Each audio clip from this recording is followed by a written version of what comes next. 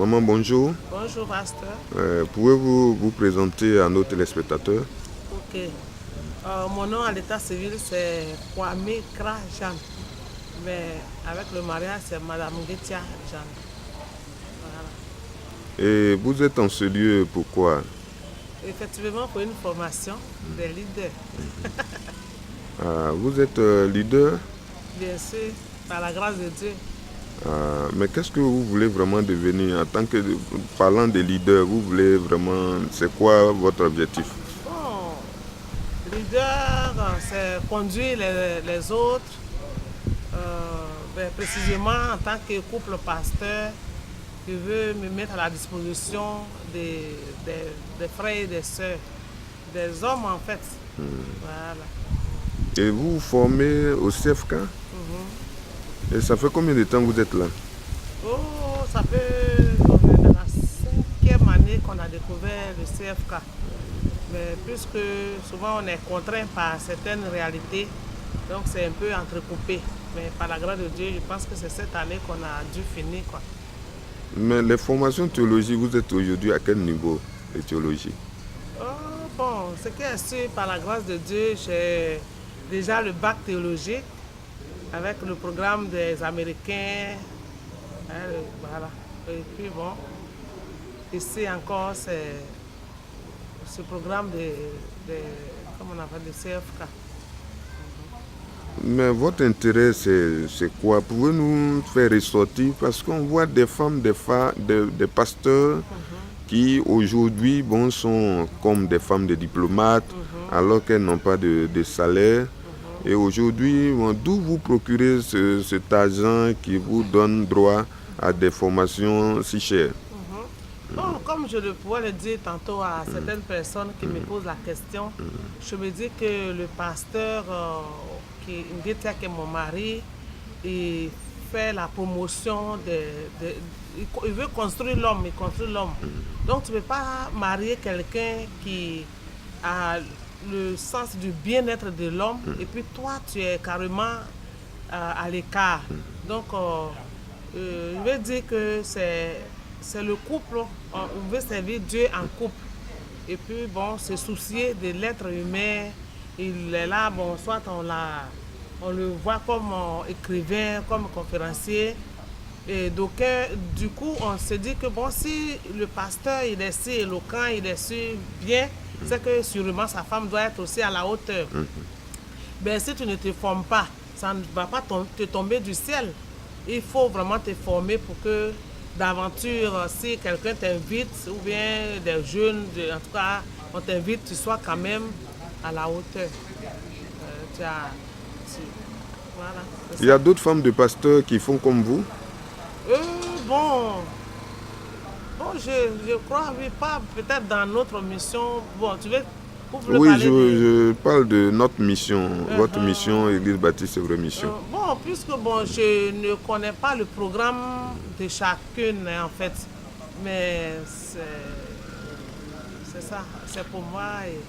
Épouse de pasteur, c'est parce que vous n'avez pas aujourd'hui d'enfants. Alors pourquoi vous avez tout ce temps, d'où vous sortez ce En temps fait, de formation? ok. En fait, c'est une préoccupation, c'est un souci que j'ai eu, comme je le disais tantôt. Sinon, je suis mère de quatre enfants. Voilà. Mais je me dis que il faut se disposer pour l'humanité. En fait, c'est pourquoi Dieu t'a envoyé sur la terre. Il ne faut pas se morfondre. Je suis une pauvre femme, je suis pauvre femme. Mais quel est ton but sur cette terre? Parce que Dieu, je pense qu'il ne s'est pas trompé en envoyant chacun sur la terre. Voilà, donc tu es femme. Quel rôle tu peux jouer pour faire, en fait, pour l'humanité, le but pour lequel tu es là en fait, dans le monde. Et vous avez le temps pour vraiment encadrer vos enfants? Et qu'est-ce qu'ils sont devenus? Est-ce que vous avez vraiment assez de temps pour eux? Oui, bon, quand même, on se donne du temps pour la famille et on se donne aussi du temps pour le ministère. Sinon, on a 4 filles, voilà, et la première, elle est, bon, et on a 3 étudiantes dedans. Par la grâce de Dieu, elles ont été très brillantes. Et puis la toute dernière, elle passe en 4e. Donc, je pense que on leur inculque quand même ce qu'on enseigne. Parce que tu ne peux pas enseigner quelque chose que toi-même tu ne vis pas et que ta famille ne vit pas. Donc on fait l'effort de leur donner le minimum quand même qu'on peut leur donner. Maintenant, que pouvez-vous conseiller aujourd'hui aux autres femmes de pasteurs? Voilà, bon, pour les autres femmes de pasteurs, je veux leur dire que c'est parce que ces pasteurs-là ont vu en nous, étant jeunes filles, des gens quand même engagés pour le Seigneur, qui se sont sûrement, ils nous ont mariés.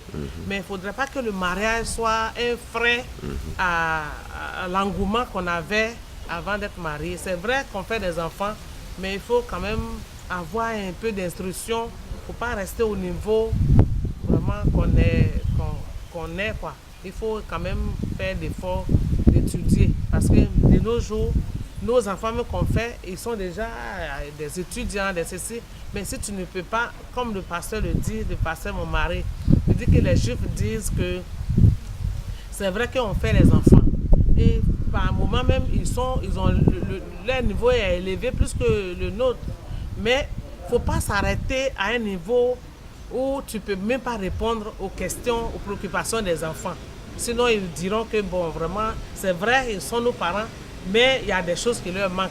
Il faut faire au moins le minimum d'apprentissage. Mais quel est votre secret? Parce que plusieurs enfants des pasteurs, alors il y a plusieurs qui aujourd'hui n'ont pas réussi. Et comment vous avez pu faire pour voir vos enfants aujourd'hui réussir? Bon, comme je le disais, il faut appliquer ce que tu enseignes. Mais que vos enfants aujourd'hui... Voilà, bon, comme je le disais tantôt, là, que si tu enseignes, il faudrait que tu vives ce que tu enseignes. Voilà. Donc le mieux, le plus indiqué, c'est ta famille. Comme l'autre pourrait le dire, moi et ma maison, nous servirons l'Éternel. Bon, à quoi bon d'acculer les enfants des autres? Ils doivent obéir forcément, alors que toi-même, ta maison, tu ne peux pas faire quelque chose de bon pour leur dire, bon, respecter ce que je vis, que Dieu nous enseigne. Donc vraiment, on essaie de vivre ce qu'on enseigne là, on applique ça à la maison. Parce que quand même, l'enfant du pasteur ne doit pas être nul là. C'est-à-dire que tu enseignes le Dieu qui est le Dieu du savoir. Et que tes enfants aussi doivent... donc, que ce soit, on les encourage à bien bosser à l'école, à bien respecter les grands frères, les grandes sœurs, à bien suivre la parole de Dieu. En somme, c'est ça. On aurait appris que les instruments de musique aussi n'ont pas de secret à vous. Est-ce que c'est vrai? Oui, j'ai fait de la musique et j'ai fait la guitare.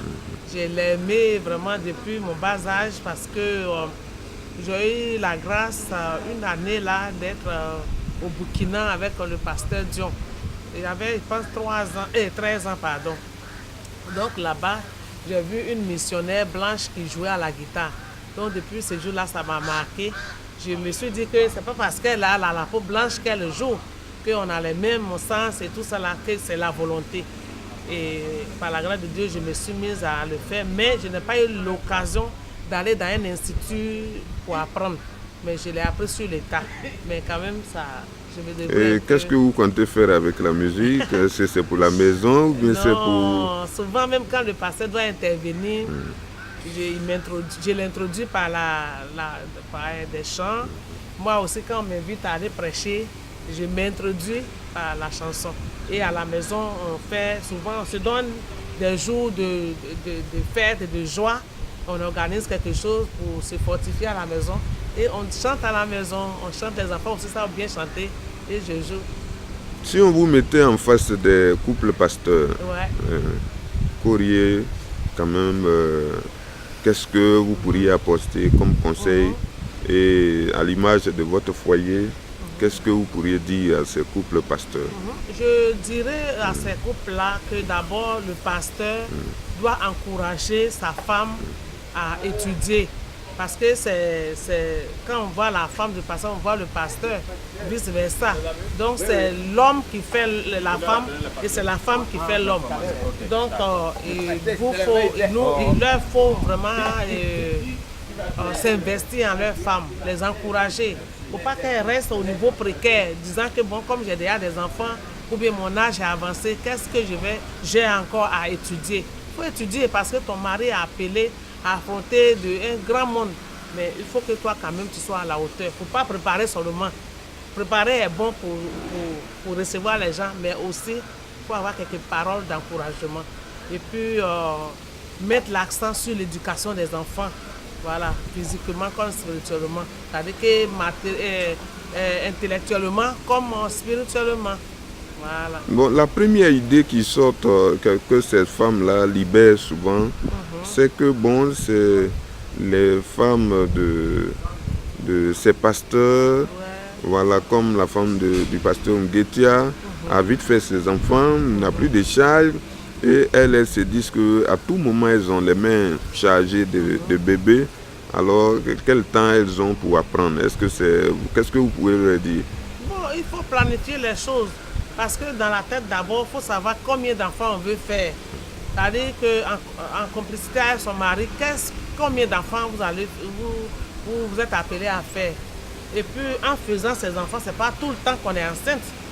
Voilà, mais au moins, c'est un problème de planifier son temps.